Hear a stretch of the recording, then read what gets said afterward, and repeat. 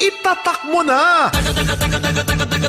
Yes, baga kasama, mayong adlaw. Usa baga kasama ka suki na to gatig paminaw.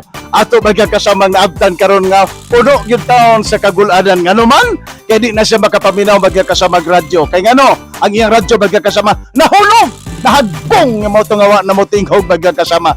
Tungod kay bagong tuig ron, brand new year, siyempre baga kasama brand new radio set ang atong ihatag sa atong suking at ipaminaw para makapadayon siya sa pagpaminaw sa mga drama, balita, imasab, ang mga news and public affairs program sa DXDC Arabian Davao. Siyempre, ang mga public service. Nanay, maayong adlaw.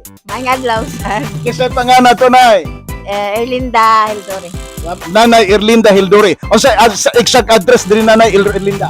Barangay 13 Dasmi. Yes, Barangay 13-B. Dugay nakawa ka paminaw DXDC? Dugay-dugay na gyud.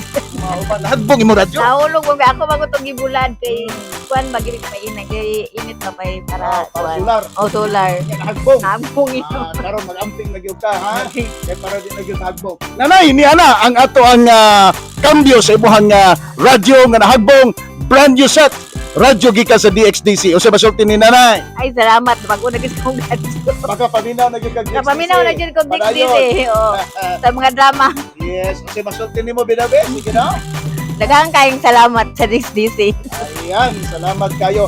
Garita bagya kasama sa Barangay 13, daghan day tagsuki nga paminaw. Daghan patagtagaanan bagya kasama radyo din para bagya kasama magkapadayon sila sa pagpaminaw sa number 1 nga sibihanan sa siyudad sa Davao, DXDC Arimen Davao. Brand new year, brand new radio set, bagya kasama ako ni Radyo Mandudong Red Lubusbog, Tatak Arimen.